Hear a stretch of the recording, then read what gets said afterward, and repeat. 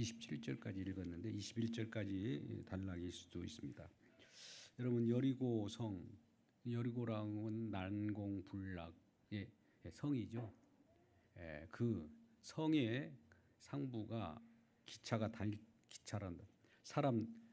수레가 다닐 정도로 큰 넓은 성곽으로 구성되어 있습니다. 그러니 아무리 그 높은 그 성을 무너뜨리려고 해도 무너뜨릴 수 없는 곳이에요.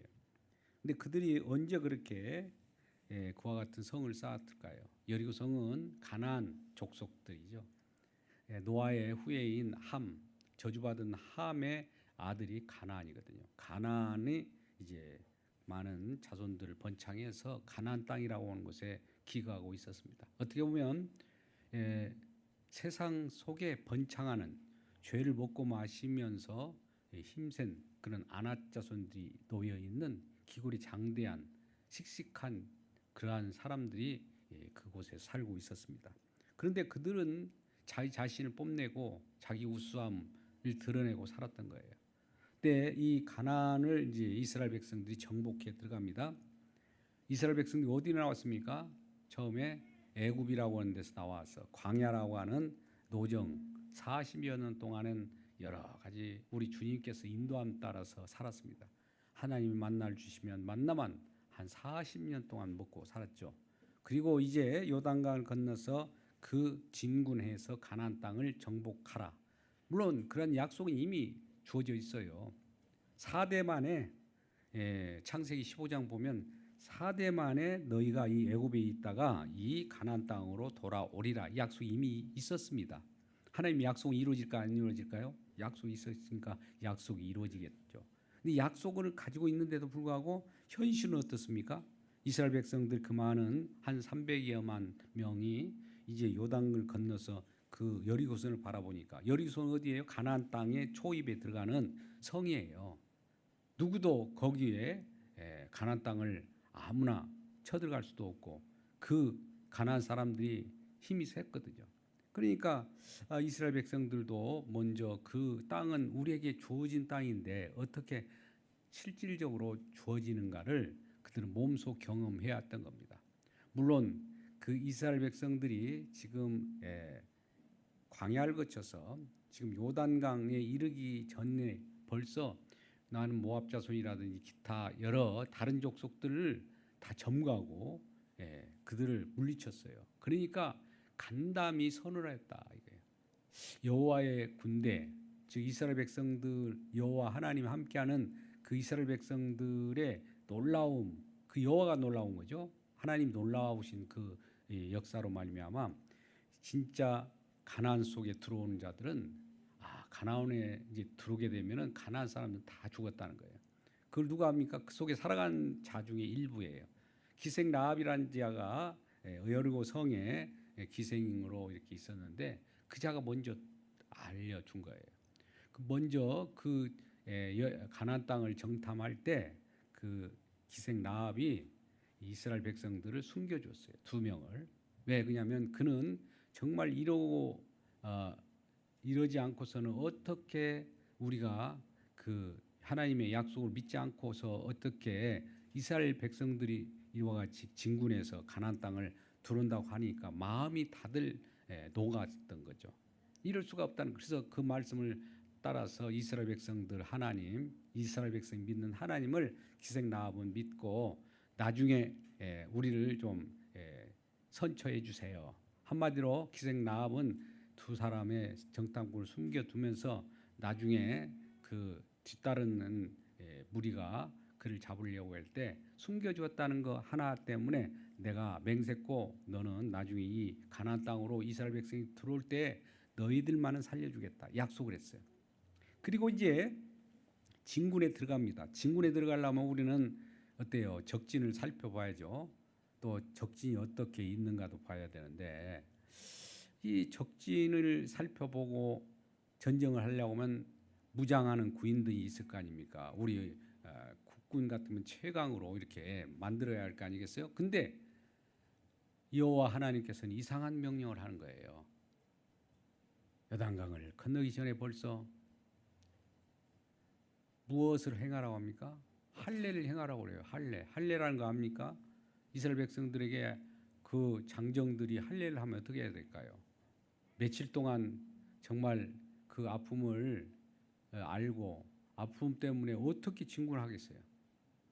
할례를 다 해서 하고 나니까 그 할례를 행한 장소가 길갈이라는 곳이거든요. 길갈. 이 할례의 그 의미가 우리의 수치가 굴러갔다는 거예요. 수치가 굴러갔다.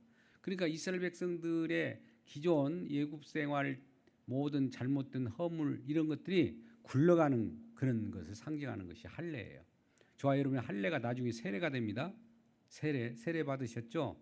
세례를 받았다는 것은 이제 우리 힘으로 사는 것이 아닙니다. 주님께서 주시는 힘으로 살아갑니다. 이 얘기예요. 할례라는 것은 모든 인간들이 종족 번식이라든지 인간의 힘으로 살아가는 것을 표현하는 거예요. 근데 이 종족 번식이나 번창하는 것을 끊어버린다는 것은 우리 힘을 한마디로 잘라버리는 것과 동일한 거예요. 그러니까 우리는 우리 힘으로 살아가는 것이 아닙니다. 그걸 고백하고 할례를 했던 것도 좋은데 또 유월절을 지키라고 하네요. 유월절이 뭡니까? 예수님의 나중에 우리 어린 양으로 오신 예수님을 표현하지만 어린 양의 희생으로 어린 양의 피뿌림으로 말미암아 그 집안이 살게 되는 것이죠. 장자가 살게 되는 것이죠. 피 속에서 살아가는 것을 알았던 거예요. 그래서 이 가나안 땅을 들어가려고 할 때 가나안 땅은 어떤 곳이냐? 어떤 사람들에게는 받아들여질 수도 없고 어떤 사람에게는 받아들일 수도 있지만 또 그러지 않는 사람들은 그 땅이 토해내 버려요. 우리가 들어간다고 해도 그 땅을 토해내 버립니다. 그 땅이 토해내 버려요. 들어간 사람을.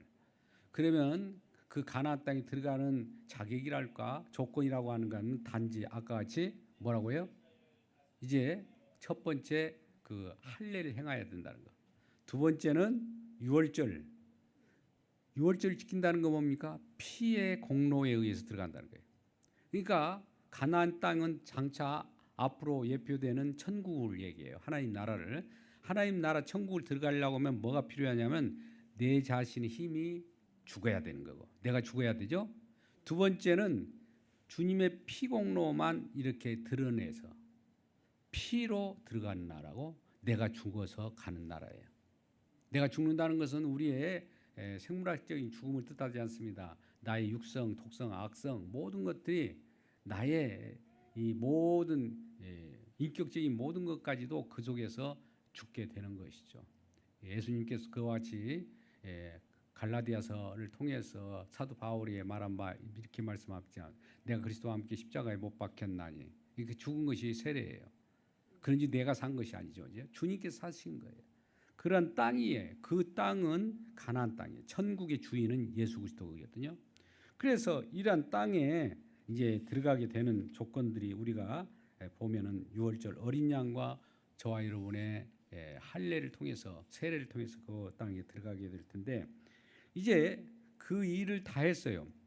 유월절도 지키고 우리는 볼 때 앞이 전쟁이 시작하려고 하면은 준비를 하고 무엇인가 우리의 전력도 쌓고 힘도 결집해야 되는데 어떻게 힘을 빼버리고 그렇죠?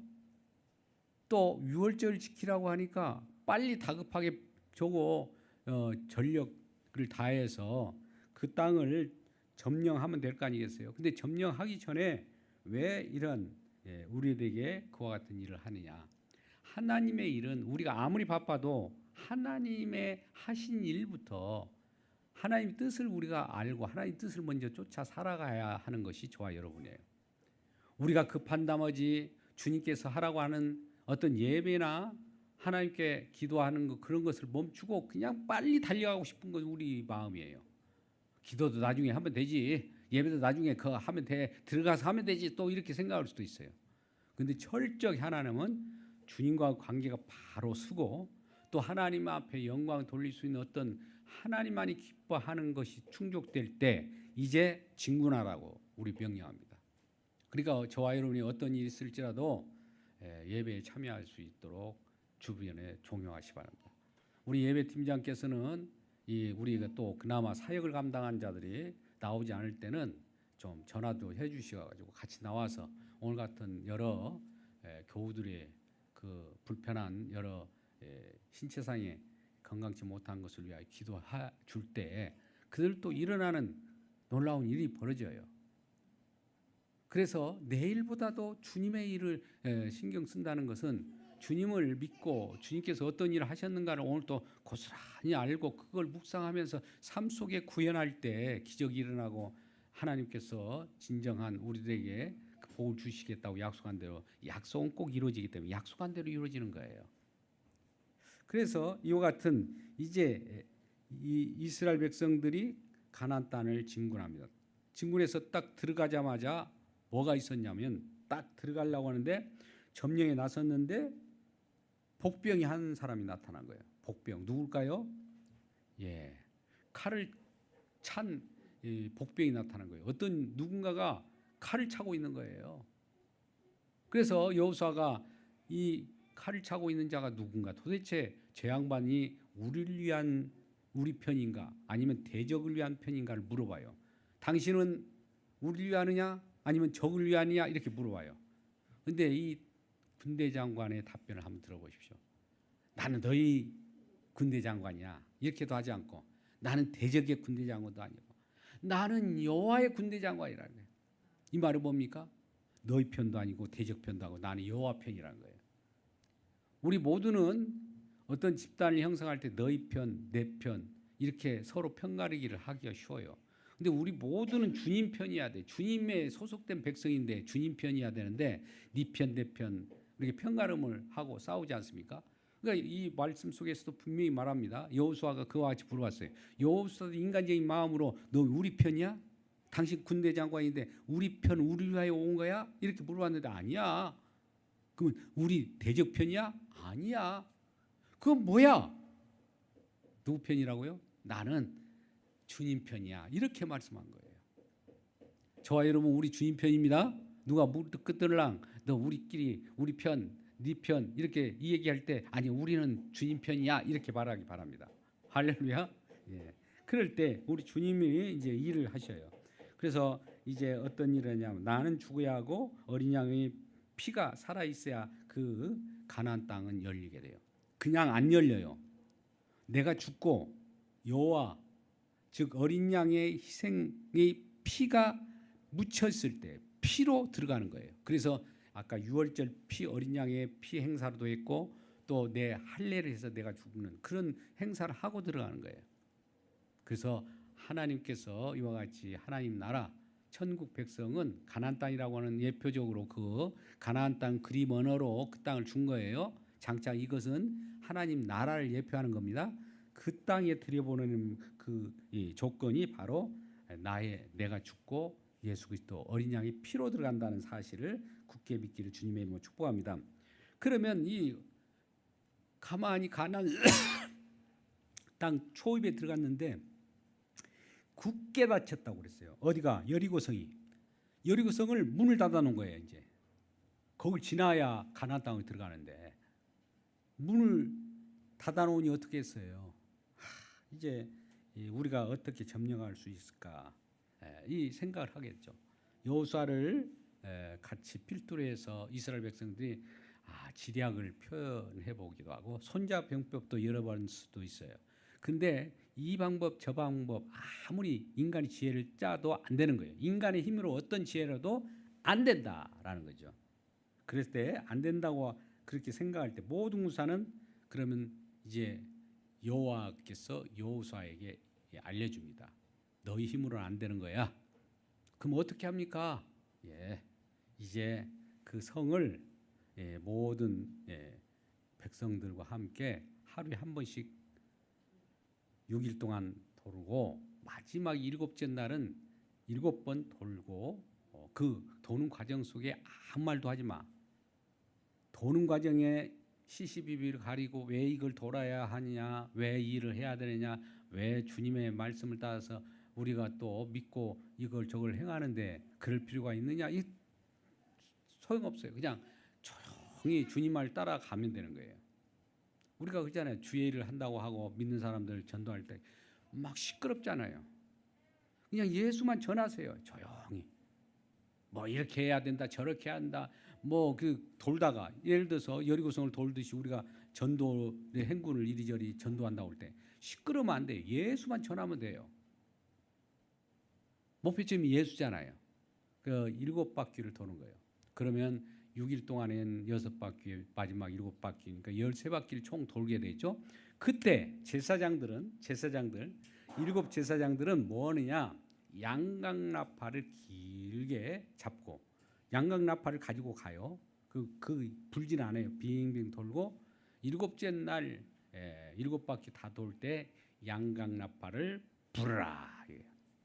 그러면 마지막 날에 길게 양강나팔을 불고 이스라엘 백성들은 소리쳐 외쳐라. 소리쳐 외쳐. 그러면 소리쳐 외치는 거죠. 그때도 아마 소리쳐 외치는 음성이 우리는 주를 위하여 이렇게 외쳤을 거예요.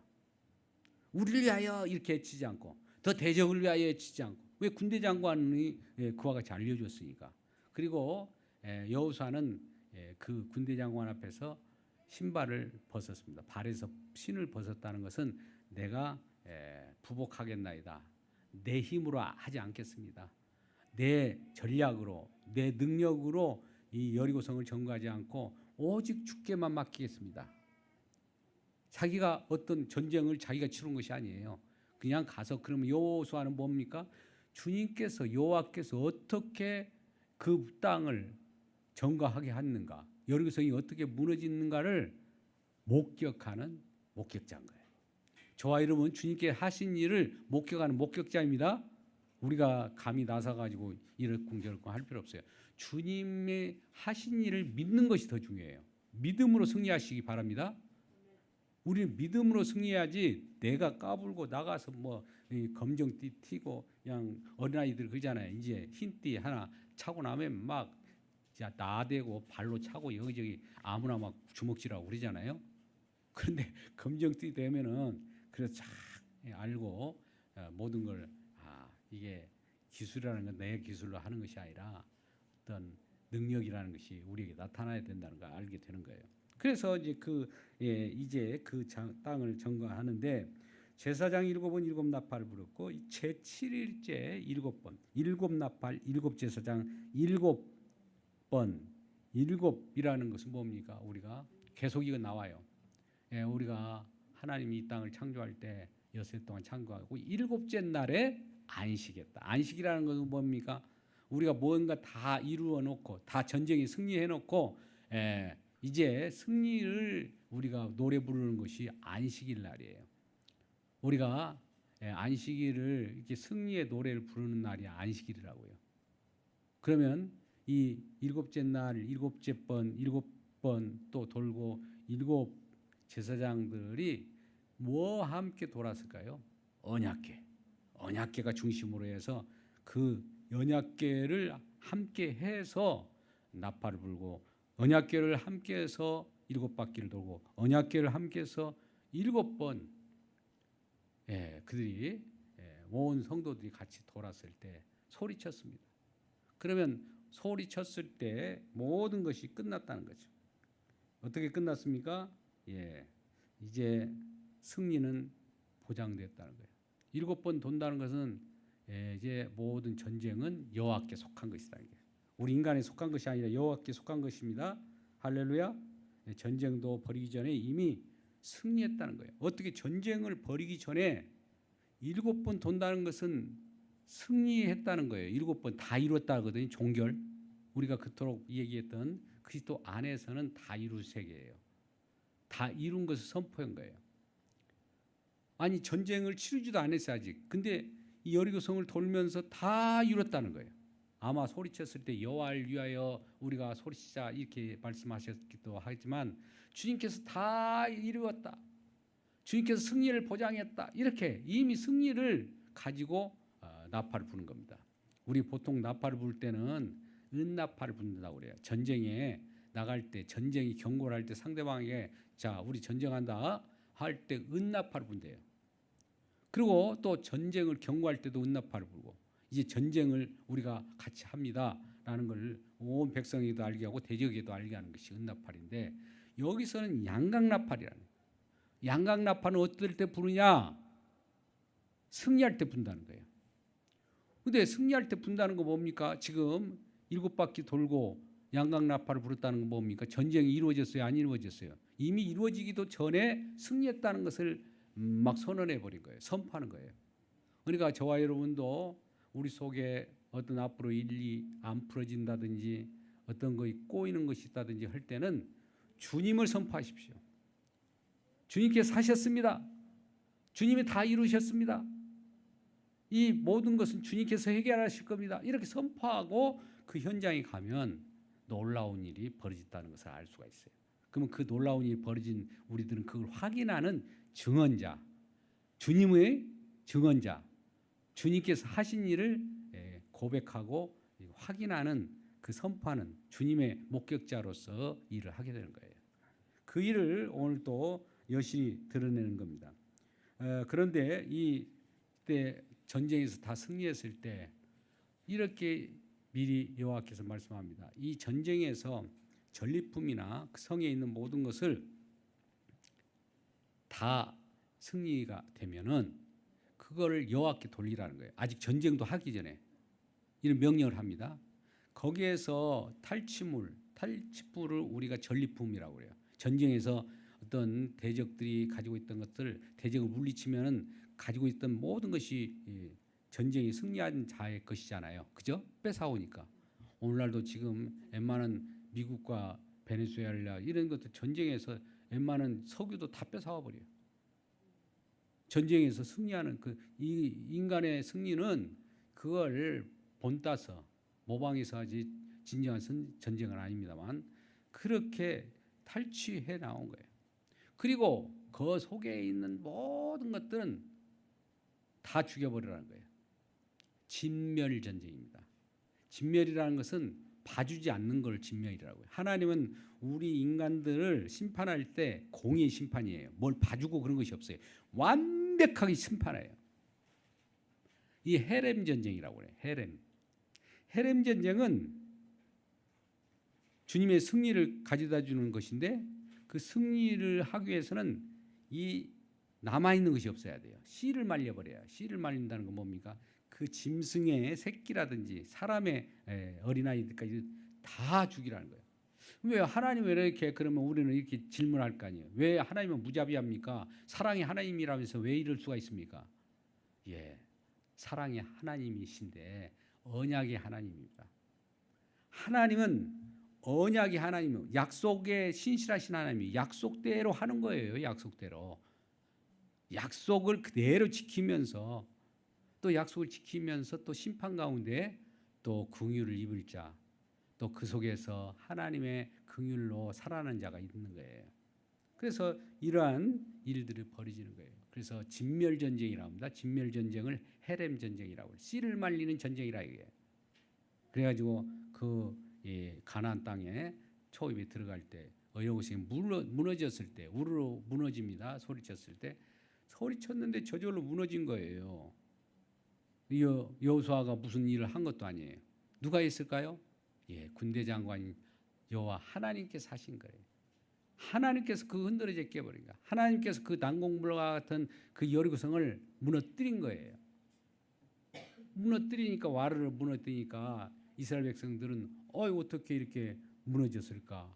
아, 주님 하셨구나. 주님께 영광. 이런 개가의 찬성을 부르지 않겠습니까? 그런 부르심 속에서 여호와께 모든 탈취물도 여호와께 바치라. 여호와께서 승리했으니까 모든 것이 탈취물도 여호와 것이잖아요. 전쟁에서 승리하면 전리품도 다 여호와께예요.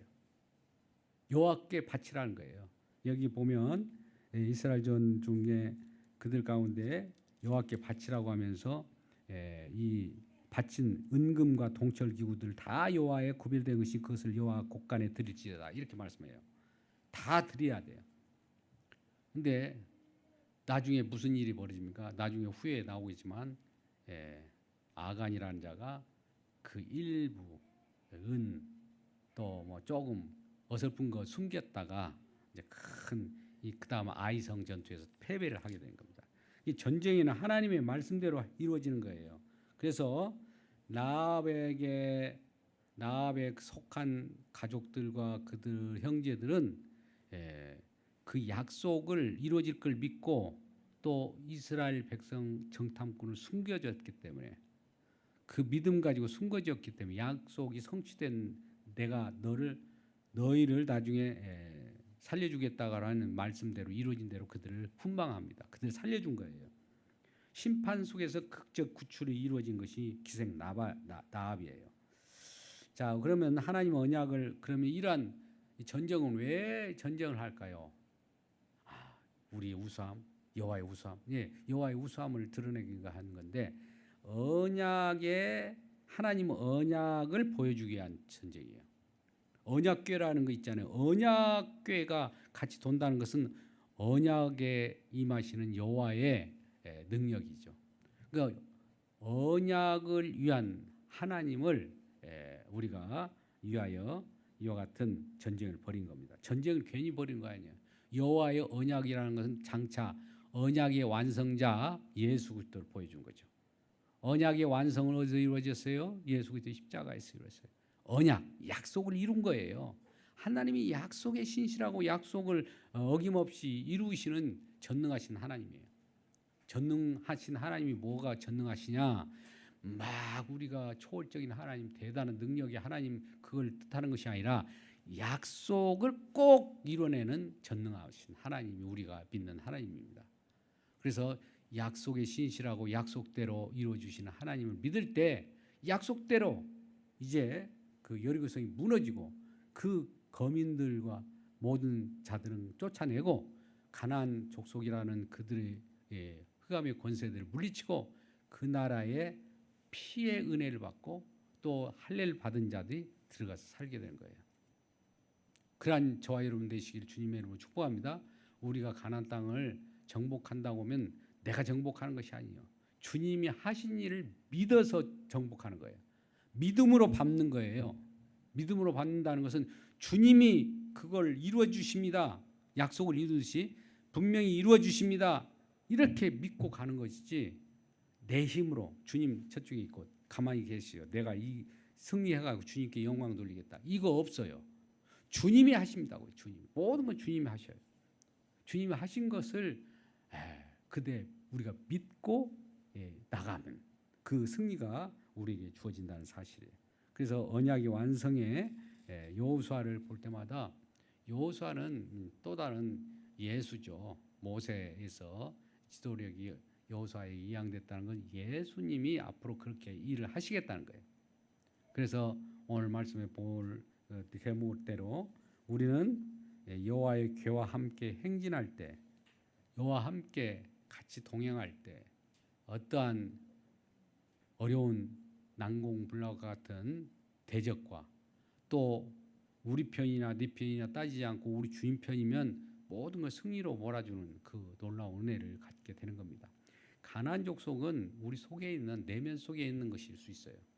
우리는 밖에 있는 대적을 보지만 우리는 우리 속에 난공불락과 같이 그 일곱 족속이라고 하는 거짓 것들이 도에 있다고요. 그러니까 이 내면과의 싸움이에요. 신앙은 나의 먼저 내 내면이 죽는 것이 중요한 거예요. 아까 세례를 받음으로 또 할례를 받음으로 내면이 죽는 거거든요. 내 자신이 자아가 먼저 죽어줘야 모든 건 주님께 의탁하는 거예요. 실오락이라도 내 것이 있으면 안 되는 거예요. 믿음이라는 것은 전적으로 맡겨버리는 거예요. 그리고 주님만이 할 걸 믿고 하나님께서 그런 믿음을 주십시오. 먼저 이런 기도를 해야 되고 그럴 때 우리 주님께서 군대장관은 근데 군대장관이 나중에 성령을 보내셔서 우리 가운데 성령이 오면 하나님께서 하시고 승리할 것을 미리 우리가 알 수 있어요. 그거 하면서 우리는 어떤 노래를 부를 수 있을까요? 개가를 부르면서 주님께서 하셨습니다. 주님께서 영광 받으십시오. 주님께서 모든 걸 이루셨습니다. 이렇게 고백할 때 진정한 정복의 전쟁이 일어나는 겁니다. 전쟁은 여호와께 속했다고 그랬어요. 어디에 나옵니까? 사무엘 하상 17장 47절 말씀 가운데 그와 같이 말합니다. 우리는 모든 건 여호와께 속했어요. 우리 주님께 속했다 이 말이에요. 신약 때 보면 여호와가 신약 때는 주님으로 변하니까 주님께 속한 거예요. 이 세계를 우리가 지금 눈으로 안 보인다고 그래도 없습니까? 이건 지금 철저히 지금 현재 일어나고 있는 상황이에요. 눈 어두워 보지 못하니 내 죄가 너무 큽니다. 내 죄가 너무 커서 주님이 안 보이는 것이 뿐이지 지금 그 일이 이루어지고 있어요. 어떤 세상 사람들이 어떤다고 그래. 이거 예배가 막 무슨 절차적인 거 왔다 갔다 하는 그냥 인사차리로 하는 그런 차원이 아니에요. 사람들 그렇게 하고 뭐 신앙생활에도 천국 간다고 그렇게 자신하는데 안 그래요. 지금 엄청나게 그들이 오해하고 있는 겁니다. 정말 주님 아니면 난 아무것도 아닙니다. 이런 고백이 있어야 됩니다. 그래서 이러한 주님과 더불어서 동행하면서 주님과 동행한다는 건 언약궤와 동행한다. 언약의 성취자 예수 그리스도와 동행할 때 모든 승리는 주님께 것이며 또한 주님께 것임과 동시에 주님의 백성으로 편입된 사람은 주님의 것임과 동시에 우리의 것이 되는 거예요. 이러한 놀라운 승리의 삶을 살아가는 저와 여러분 되시기를 주님의 이름으로 축원합니다. 기도하겠습니다. 아버지 하나님 감사합니다. 오늘 또 주님께서 그 말씀을 통하여 우리에게 역사하셨습니다. 이러한 놀라운 주님의 역사가 우리에게도 일어나게 하시고 언제나 승리의 계가를 부리며 모든 일을 선포하는 삶을 살 수 있도록 도와 주옵소서. 예수님의 이름으로 기도드리옵나이다. 아멘. 절차적인 것이지만 이번 주에 진주팀 소그룹에서 찬양 준비해 주시기 바라고요. 또 잊을까 싶어서 그렇습니다. 미리 공지합니다. 그래서 각자 이추에서 할 일들만 해주시면 좋습니다. 아까 같이 이거 저거 시끄럽고 소리나게 빙빙 돌았습니까? 조용히 돌았습니까? 7바퀴를 조용히 돌죠. 말 않고. 그리고 마지막에 외치는 거예요. 이러한 삶을 살길 바랍니다. 오늘 기도 제목들을 좀 같이 나누겠습니다. 이렇게 힘들고 어려운 많은 환우들이 있습니다. 양 집사님, 안 집사님, 성함 부르지 않겠습니다만 양 집사님, 안 집사님, 또 가람이, 또 기타 여러 성도들 중에 이름을 거론하지 않아도 어려움을 겪고 있습니다. 또한 김행 구사님이 이름을 말해서 죄송합니다만 아드님이 또 이런 문제가 있는 것 같습니다. 그래서 좀 기도해 주시기 바라고 거기도 마음이 한시라도 쉴 틈이 없는 것 같아요.